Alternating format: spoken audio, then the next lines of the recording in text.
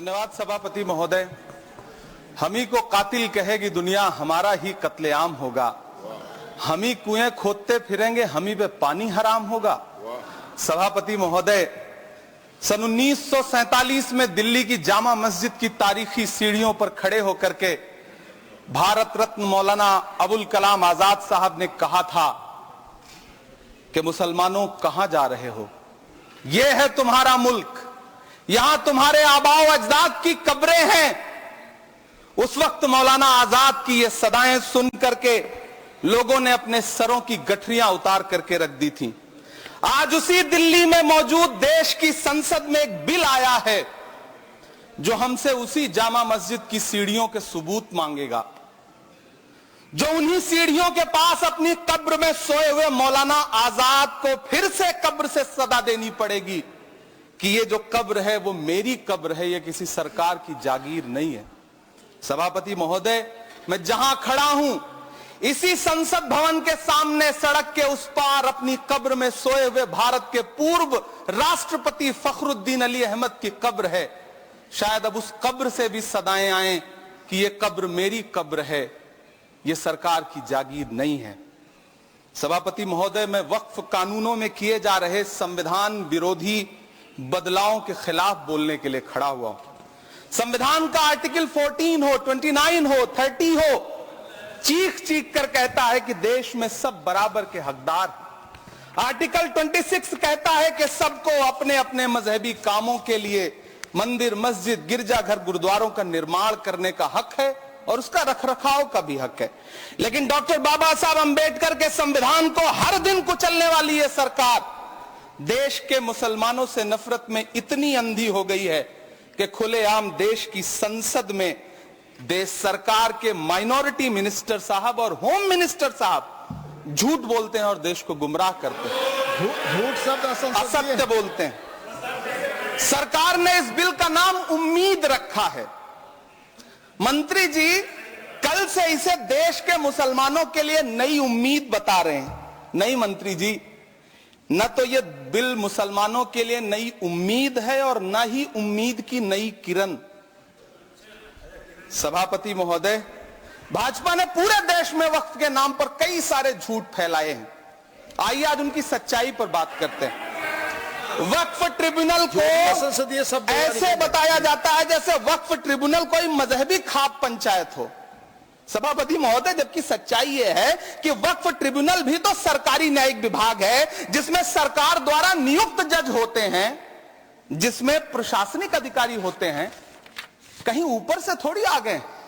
सभापति महोदय, देश के गृह मंत्री जी ने इसी सदन में कहा कि वक्फ ट्रिब्यूनल के फैसले के खिलाफ कोई कोर्ट नहीं जा सकता, जबकि सच यह है कि वक्फ एक्ट 1995 की धारा 83(9) के तहत हाई कोर्ट वक्फ ट्रिब्यूनल के फैसले की न सिर्फ समीक्षा कर सकता है बल्कि उसे बदल भी सकता है। सच तो यह है कि वक्फ बोर्ड खुद अपनी जमीनों के लिए कई सारी कोर्ट में मुकदमे लड़ रहा है।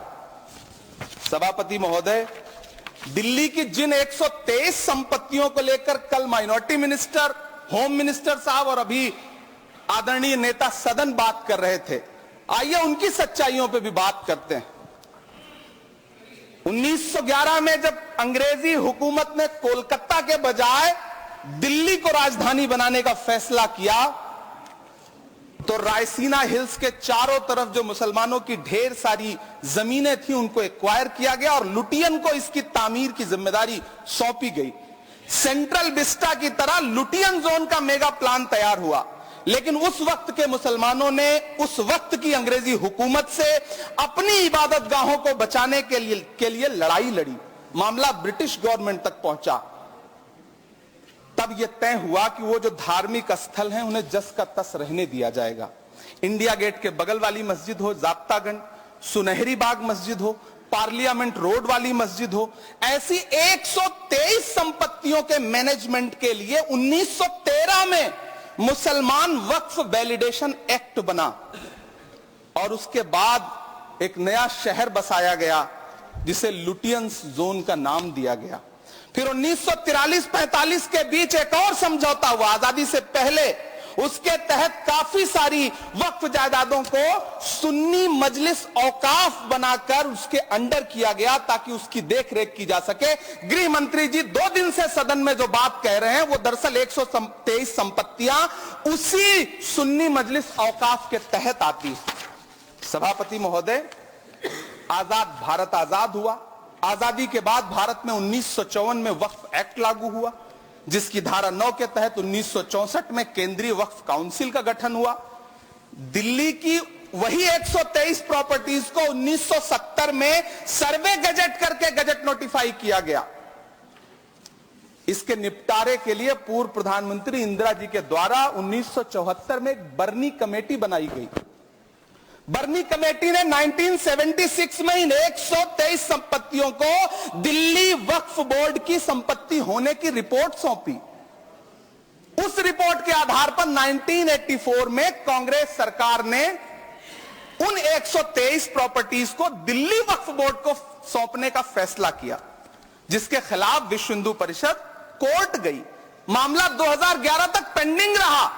फिर 2011 में कोर्ट ने सरकार को आदेशित किया कि इसका निपटारा करो। तब 2013 में तत्कालीन यूपीए सरकार ने दिल्ली की उन्हीं 123 जायदादों को बर्नी कमेटी की सिफारिशों के मुताबिक वक्फ बोर्ड के हवाले किया।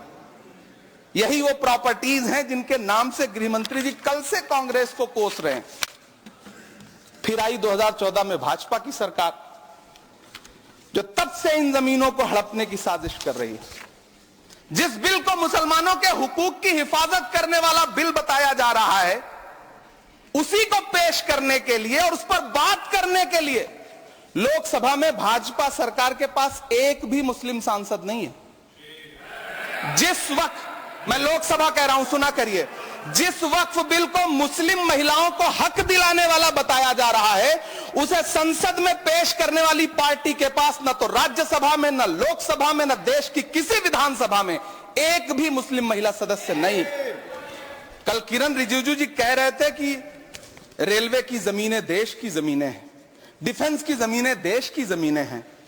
हां मंत्री जी, हैं, बिल्कुल हैं। ये जो वक्फ की जमीनें हैं, ये हमारे पुरखों ने धार्मिक कामों के लिए डोनेट किया है। तो हम भी तो इसी देश के नागरिक हैं, हम भी तो इसी देश के बेटे हैं। तो वक्फ की जमीनें भी तो इसी देश की जमीनें हैं, उनको पराया क्यों बोलते हैं आप? सभापति महोदय, अशफाकुल्लाह खान जब फैजाबाद की जेल में फांसी के फंदे पर झूल रहे थे, तो इसी देश की जमीन के लिए झूल रहे थे ना। सभापति महोदय, अंडमान की जेल में काला पानी की सजा काटकर अपनी जान देने वाले मौलाना फजले हक खैराबादी हो या शेर खान अफरीदी हो, वो भी तो इसी जमीन के लिए अपनी जान दे रहे थे ना। सभापति महोदय, पाकिस्तान के खिलाफ लड़ते हुए अपनी जान देने वाले महावीर चक्र विजेता ब्रिगेडियर उस्मान हो या पाकिस्तान के पैटर्न टैंक उड़ाने वाला परमवीर चक्र विजेता वीर अब्दुल हमीद हो, वो भी तो इसी जमीन के लिए अपनी जान दे रहा था ना।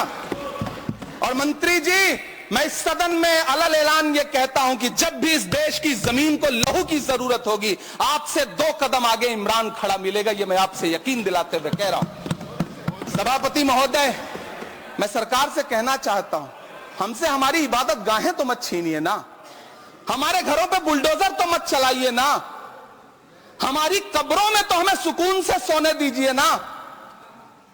सभापति महोदय, माइनॉरिटी मिनिस्ट्री का बजट कट करके, मुस्लिम बच्चों की स्कॉलरशिप बंद करके अब सरकार कह रही है कि हम वक्फ की आमदनी से गरीब मुसलमानों का भला करेंगे। गुजरात की बेटी बिल्किस के बलात्कारियों की रिहाई के बाद उन्हें माला पहनाने वाली लोगों के नेता ये कह रहे हैं कि यह बिल मुस्लिम महिलाओं को उनका हक दिलाएगा। धन्यवाद मोदी जी, क्या बढ़िया सौगातें मोदी दे रहे हैं आप। पहले हमें गुजराते मोदी दिया, आप सौगाते मोदी दे रहे हैं। लेकिन यह सरकार इतना याद रखे कि इसी ठसक के साथ देश की संसद में सीए का कानून भी लाया गया था और कहा गया था बड़े बड़े भाषण देकर के कि पड़ोसी देशों से हिंदू भाइयों को ला करके यहां नागरिकता दी जाएगी। लेकिन मैं आपके संज्ञान में लाता हूं सर कि पिछले इतने दिनों में इनसे नागरिकता लेने के लिए 2000 व्यक्ति भी नहीं आए, जबकि इसके उलट इन्हीं की सरकार में पिछले 10 साल में 15 लाख से ज्यादा भारतीयों ने भारत की नागरिकता छोड़ करके दूसरे देश में जाकर के बस गए। यह हुआ उस कानून का अंजाम। सभापति महोदय, इसी तरह की जिद के साथ किसानों के खिलाफ भी कानून लाए गए थे। जिस तरह आज वक्फ के फायदे गिनाए जा रहे हैं, उसी तरह से किसानों को भी कृषि कानूनों के फायदे गिनाए गए थे। लेकिन अंजाम क्या हुआ? 700 किसानों की शहादत लेने के बाद सरकार को अन्नदाता किसानों के सामने घुटने टेकने पड़े और कृषि कानून वापस लेने पड़े। जिल्ले इलाही, जमहूरियत जो है वो नफरत और ठसक से नहीं चलती है, अकड़ से नहीं चलती है। उसमें सबकी हिस्सेदारी जरूरी है। कल देश के माइनॉरिटी मिनिस्टर ने लोकसभा में खड़े होकर एक शेर सुनाया था कि मुझसे कोई बदगुमान न हो, तो मैं उन्हें एक शेर सुनाना चाहता हूं कि मैं आज जद पे हूं तो इतना खुशगुमान न हो, मैं आज जद पे हूं तो इतना खुशगुमान न हो, चराग सबके बुझेंगे हवा किसी की नहीं। नीतीश कुमार जी हो, चंद्रबाबू नायडू जी हो, चिराग पासवान जी हो, जयंत चौधरी जी हो, देवे गौड़ा जी हो, जीतन राम मांझी जी हो, सबको समझना पड़ेगा कि जब जंगल में आग लगती है तो न वो बरगद बचते हैं जो हवा को आंधी में तब्दील करते हैं, न वो बांस बचते हैं जो आपसी रगड़ से चिंगारी पैदा करते हैं। सभापति महोदय, जब देश को मनमोहन सिंह साहब जैसा काबिल प्रधानमंत्री मिलता है तो देश को आरटीआई जैसा एक्ट मिलता है, सेज जैसा एक्ट मिलता है, मनरेगा जैसा एक्ट मिलता है, लिबरलाइजेशन मिलता है, राइट टू एजुकेशन मिलता है, नेशनल फूड सिक्योरिटी एक्ट मिलता है। लेकिन जब देश को सौगातें मोदी मिलती है तो क्या मिलता है? सीए मिलता है, फॉर्म्स लॉ मिलता है, आर्टिकल 370 मिलता है, इलेक्टोरल बॉन्ड जैसा एक्ट मिलता है और वक्फ अमेंडमेंट एक्ट जैसे बिल देश को मिलते हैं। मुझे तो अपने हमवतन भाइयों से पूछना है कि आपको अपने बच्चों की तरक्की, खुशहाली और नौकरी की दरकार है या फिर मुसलमानों की दान की गई जमीनों को लूट कर धन्ना सेठों को देने की साजिश करने वाले कानून की? सभापति महोदय, यह सरकार रात के 3 बजे तक पूरे देश को जगा करके संसद में अपने ही नागरिकों को नीचा दिखाने के लिए वक्फ बिल ला रही थी, तो उधर रात के 1:30 बजे अमेरिका हम पर 26% टैरिफ लगा रहा था। सरकार की प्राथमिकताएं देश को पता। सभापति महोदय, मैं बहुत भावुक हूं आज, और मुझे अच्छा लगा कि आदरणीय नेता सदन जगत प्रकाश नड्डा जी ने बहुत अच्छी बातें भी की, मन से बातें की। क्योंकि उनके नाम में प्रकाश जुड़ा है तो मैं उनमें हमेशा एक रोशनी की किरण देखता हूं। मैं उनके सामने बहुत अदब से यह बात कहना चाहता हूं कि चिरागों के सफर में दबदबा हो आंधियों का तो फिर अंजाम जुल्मत के सिवा कुछ भी नहीं होगा। यह दुनिया नफरतों के आखिरी स्टेज पर है, इलाज इसका मोहब्बत के सिवा कुछ भी नहीं होगा। मैं भावुक हूं, मेरी पलकें गीली हैं। अगर देश की एक बहुत बड़ी आबादी को लगता है कि आप उसका भला करने के लिए नहीं बल्कि उनकी इबादतगाहों, उनकी कब्रिस्तानों, उनकी खानकाहों को बर्बाद करने का बिल ला रहे हैं, तो फिर आप अगर समझाने में नाकामयाब रहे हैं तो यह आपकी नाकामयाबी है। पहले समझाइए, उसके बाद कोई बिल लेकर के आइए, तब शायद हम आपका इतनी पुरजोर तरीके से विरोध ना करें।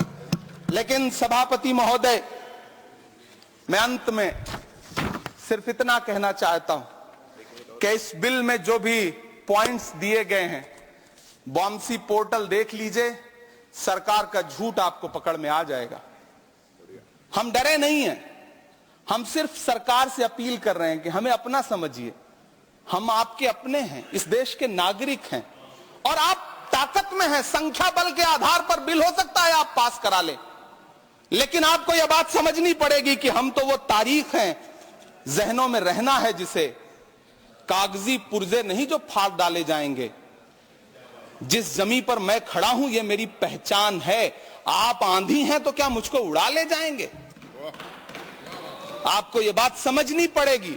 आपको अगर इतना विपक्ष की तरफ से पहले जेपीसी में इतने सारे पॉइंट्स आए और उसके बाद कल से लोकसभा में और राज्यसभा में सुझाव आप सुनने को तैयार नहीं है, लोगों की शंका को दूर करने के बारे में आप बिल्कुल सोच नहीं रहे, बस आप कह रहे हैं यह बिल उम्मीद की नई किरण है। नहीं साहब, इसे भले किरण जी लेके आए हैं, लेकिन ये उम्मीद की नहीं बल्कि नाउम्मीदी की किरण है। और इस देश की एक बहुत बड़ी आबादी इस बात से खदशे में है, शक में है कि आप सीधे उनकी जमीनों को लूट करके धन्ना सेठों को बेचना चाहते हैं। मेरी अब भी आपसे अपील है कि इस बिल को वापस लीजिए। यह बिल कहीं से आपके अपने नागरिकों के लिए अच्छा नहीं है। यह बिल सिर्फ इस देश के मुसलमानों को नीचा दिखाने का और अपने एक ऐसे मतदाता वर्ग को खुश करने का बिल है जिनको इस बिल के पास हो जाने से कुछ मिलेगा भी नहीं।